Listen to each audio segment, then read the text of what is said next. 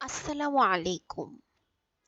অসম্মান করা ঠিক না, চুরি করা ঠিক না, এটা বলা খারাপ, বাজারে যাওয়া খারাপ, খারাপ আচরণ করা ঠিক না, তর্ক করা ঠিক না।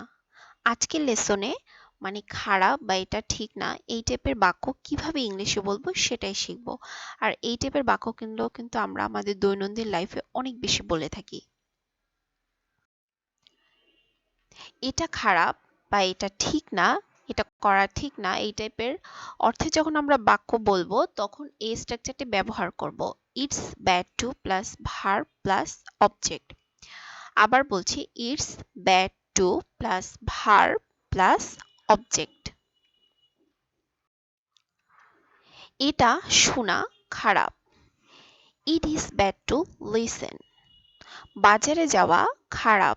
It is bad to go to market. তর্ক করা ঠিক না। It is bad two argue. খারাপ আচরণ করা ঠিক না। It is bad two behave badly. অসম্মান করা ঠিক না। It is bad two disrespect. চুরি করা ঠিক না। It is bad to theft.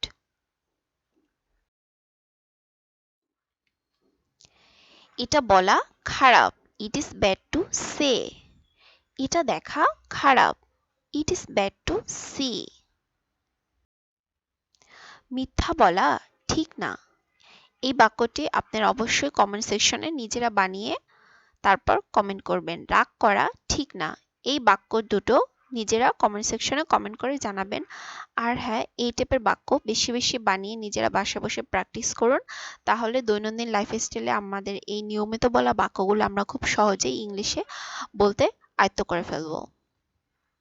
আজকে ভিডিওটি এ পর্যন্তই। যদি ভিডিওটি ভালো লেগে থাকে তাহলে অবশ্যই ভিডিওতে লাইক করবেন, কমেন্ট করে জানাবেন কেমন লাগলো, আর যারা নতুন তারা অবশ্যই সাবস্ক্রাইব করে দিবেন।